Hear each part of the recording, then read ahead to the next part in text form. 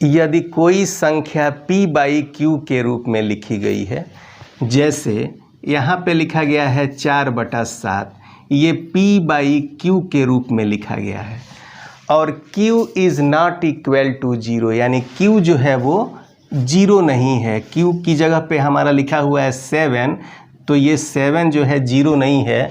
तो इस प्रकार से लिखी गई संख्या को हम भिन्न कहते हैं।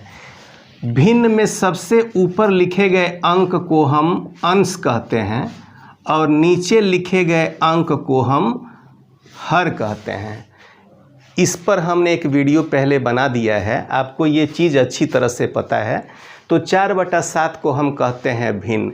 अब अगर प्रश्न में आपके सामने दे दिया जाए एक भिन्न या दो भिन्न या कई सारे भिन्न आपके सामने हों और आपको तुलना करनी हो कि कौन सी भिन्न इसमें से बड़ी है, तो सबसे पहले आप देखेंगे कई सारे कंडीशन है, वो हम एक एक करके आपको बताते चलेंगे।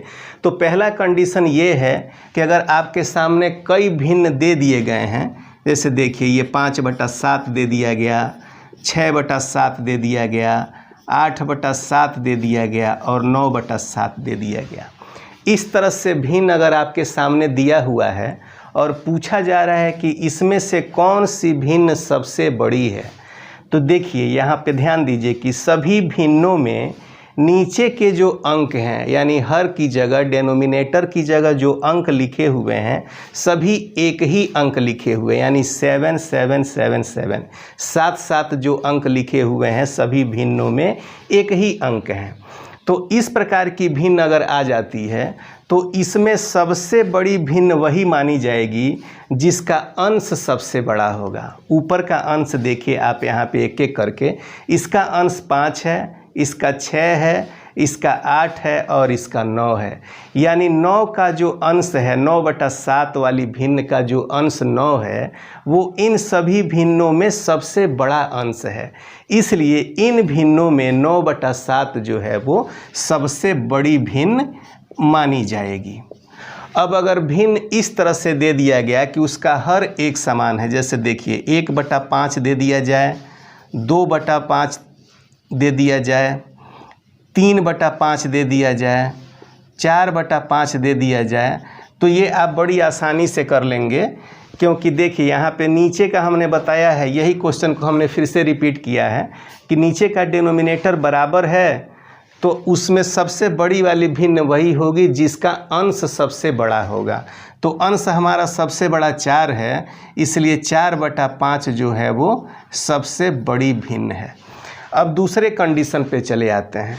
दूसरा कंडीशन ये है कि ऊपर का जो लिखा हुआ अंक यानी अंश है वो अगर एक समान हो, जैसे यहाँ देखिए 1/3 दे दिया, 1/4 दे दिया, 1/6 दे दिया, 1/7 दे दिया, यानी इन भिन्नों में ऊपर का अंक एक समान है, तो ऐसी भिन्नों को पहचानने का तरीका भी बेहद आसान है।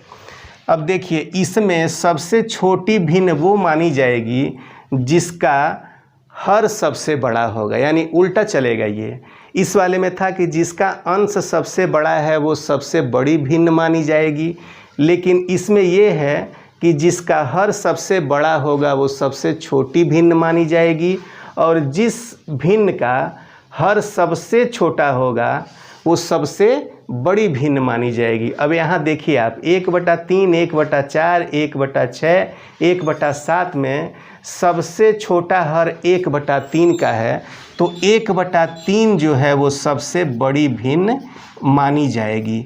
अब अगर आपके सामने ऐसे भिन्न दे दिए जाएं जिसमें ये दोनों कंडीशन अप्लाई न होता हो, तो आप उसको कैसे सही करेंगे, इसका तरीका हम बताने जा रहे हैं। आपको एक एक करके बहुत सारी चीज़ों को बताएंगे जिससे आप भिन्नों की तुलना बड़ी आसानी से कर लेंगे और अंत में आपको एक बेहद शानदार ट्रिक भी बताएंगे जिसको जानने के बाद आप देख करके ही भिन्नों को बड़ी आसानी से पता कर लेंगे कि ये कौन सी भिन्न बड़ी है या छोटी है, और उसको आरोही या अवरोही क्रम में भी आप बड़ी आसानी से लिख पाएंगे।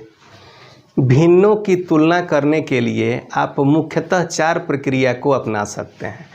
पहले नंबर पे है दशमलव, यानी भिन्नों को आप दशमलव में बदल करके उनकी तुलना कर सकते हैं। दूसरे नंबर पर है क्रॉस मल्टीप्लाई करके भी आप भिन्नों की तुलना करके सबसे बड़ी भिन्न और सबसे छोटी भिन्न को पहचान सकते हैं। और तीसरे नंबर पर है एलसीएम के द्वारा आप उसको प्राप्त कर सकते हैं। एलसीएम आप निकाल लीजिए। चौथे नंबर पर है देखकर, जो हमारे ट्रिक का विषय है। तो देखिए, पहले हम चले आते हैं दशमलव पर। दशमलव में बदल करके आप किसी भी भिन्न को पता कर सकते हैं कि ये भिन्न बड़ी है या छोटी है। अब आपके सामने दो भिन्न मान लीजिए दे दिया गया। एक दे दिया गया 5/7 और दूसरा दे दिया गया 9/8। अब इन दोनों में आपको पता करना है कि कौन सी भिन्न बड़ी है। तो सबसे पहले वाले पर चलते हैं हम लोग, दशमलव में बदल करके पता करते हैं। दशमलव में बदलने के लिए आपको क्या करना होगा, इस 5 में आपको 7 से भाग देना होगा। 5 में हम 7 से भाग देते हैं, यहाँ पे दशमलव का चिन्ह लगाते हैं, तो ये हो जाता है 50। 7 का टेबल पढ़ते हैं, 7 सते होता है 49 और ये हमारे पास 1 बच गया। तो 7 1 जा 7, यानी कि हम सिर्फ 2 ही अंक तक निकालते हैं। 2 अंक से निकालने में भी आप आसानी से तुलना कर लेंगे। अब ऊपर देखिए, ऊपर लिखा है 9/8, तो ये सीधे सीधे आप डिवाइड कर लीजिए, फिर यहाँ पॉइंट लगा लीजिए, तो हो गया 2, फिर 20, 16 और 4 20। अब हम यहाँ पर देखते हैं कि पहले वाले को दशमलव में बदलने के बाद हमारा उत्तर आया है 0.71, यानी पहला वाला आया है 0.71 और दूसरे वाले भिन्न को दशमलव में बदलने के बाद आया है 1.12। इसको हम लिख सकते हैं 5/7 9/8 से छोटा है, यानी इन दोनों भिन्नों में 9/8 जो भिन्न है वो बड़ी है। अब दूसरा देखते हैं, क्रॉस मल्टीप्लाई के द्वारा कैसे हम बड़ी भिन्न को पहचान पाएंगे। इस एग्जाम्पल को लेते हैं, तो ये 5/7 है और ये 9/8 है। तो पहली वाली भिन्न के अंश से दूसरे वाले भिन्न के हर का गुणा करते हैं, 5 × 8, यानी ऐसे। ठीक है। अब दूसरे स्टेप में चलते हैं। दूसरे वाले भिन्न के अंश से हम पहले वाले के हर से गुणा करते हैं यहाँ पर। अब 5 बट्ठे हमारा हो जाता है 40 और 9 सत्ते हो जाता है 63। यहाँ भी हम देख पा रहे हैं कि एक का आंसर क्रॉस मल्टीप्लाई करने के बाद 40 आ रहा है और दूसरे का 63 आ रहा है। तो देखने से ही पता चल जा रहा है कि 63 बड़ा है, इसलिए 63 यानी 9/8। 9/8 बड़ा है 5/7 से। इस तरह से आप क्रॉस मल्टीप्लाई करके भी भिन्न की तुलना कर सकते हैं कि कौन सी भिन्न बड़ी है। तीसरे नंबर पर हमारा आ जाता है एलसीएम निकाल करके। यही वाला एग्जाम्पल हम देखते हैं, 5/7 है और ये 9/8 है। अब इस पूरे में, यानी पहली वाली पूरी भिन्न में, यानी कि 5/7 में आप 8 से ऊपर और नीचे, यानी एक बार आप मल्टीप्लाई करेंगे और उसी 8 से डिवाइड करेंगे, इससे उसकी वैल्यू घट बढ़ नहीं जाएगी, उतनी ही रहेगी। और दूसरे वाले में पहले वाले के हर से करेंगे, तो 7 से आपने मल्टीप्लाई किया और 7 से ही डिवाइड कर दिया। तो अब देखिए, 5 अट्ठे हो गया 40, 8 सत्ते हो गया 56, यहाँ पे हो गया 9 सत्ते 63 और ये हो गया 8 सत्ते 56, यानी हमारा एलसीएम 56 आ गया। एलसीएम 56 आने के बाद हम देखते हैं कि जो बड़ी संख्या अंश की जगह आई है वही वाला भिन्न हमारा बड़ा हो जाएगा। अगर इस तरीके से आपको कठिनाई हो रही है तो आप ये समझिए कि जैसे अगर दोनों हर, पहले भी मैंने बताया है इसी वीडियो में कि अगर हर बराबर है तो बड़ी वाली भिन्न सबसे बड़ी हो जाती है, यानी कि बड़े अंश वाली भिन्न सबसे बड़ी हो जाती है। तो उस तरीके से भी आप देखिए कि 56 और 56 दोनों हमारा बराबर हो गया है। तो सबसे ऊपर बड़ी संख्या कौन सी लिखी गई है? 63 लिखी गई है, यानी 9/8 जो है वो बड़ा हो जाएगा। तो 9/8 बड़ा हो जाएगा 5/7 से। इस तरह से भी आप आंसर निकाल सकते हैं। अब आखिर में हम देखते हैं कि अंतर पता करके भी आप कैसे फटाफट भिन्न को पहचान पाएंगे कि कौन सी भिन्न बड़ी है। उसके पहले हम सीख लेते हैं कि आरोही और अवरोही क्रम क्या होता है। मान लीजिए आपके पास काफ़ी सारी भिन्न दी गई है हल करने के लिए, उसको आपको पता करना है कि कौन सी भिन्न छोटी है, कौन सी भिन्न बड़ी है। तो ये तो आप पता कर लिए, लेकिन आरोही और अवरोही क्रम में आप कैसे लिखेंगे? आरोही क्रम, आरोही का मतलब होता है छोटे से बड़े की तरफ बढ़ना। यानी अगर भिन्न आपके पास दे दी गई है 1/7, 2/7, 4/7, 5/7, तो देखिए ये जो भिन्न है वो बढ़ते हुए क्रम में है, यानी सबसे छोटी वाली पहले लिख दी गई है, फिर उससे बड़ी, फिर उससे बड़ी, उससे बड़ी। तो इस तरह से लिखने की प्रक्रिया हमारी आरोही क्रम कहलाती है।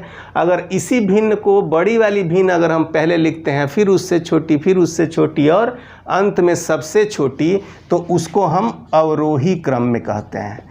अवरोही क्रम का मतलब होता है घटता हुआ क्रम, और आरोही का मतलब होता है बढ़ता हुआ क्रम।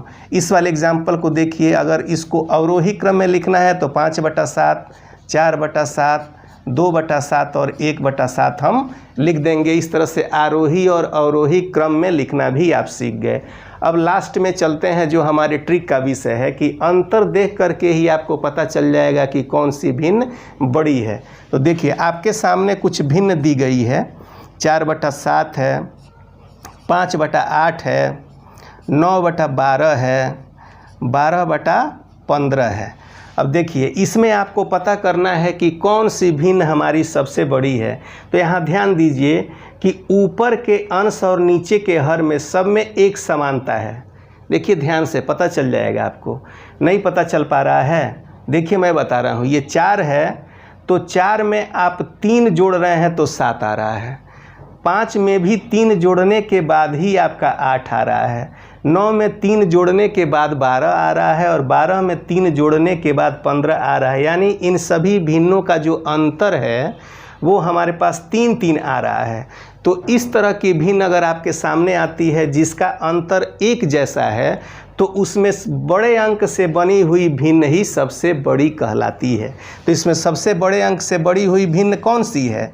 सबसे बड़ा अंक 12 और 15 है, तो 12/15 हमारी सबसे बड़ी भिन्न हो जाएगी। इस तरह से आप बड़ी आसानी से आंसर अपना पता कर सकते हैं। अगर यह वीडियो आपको पसंद आया है तो मेरे चैनल को सब्सक्राइब करना मत भूलिएगा, लाइक करना और अपने दोस्तों के साथ शेयर करना भी मत भूलिएगा।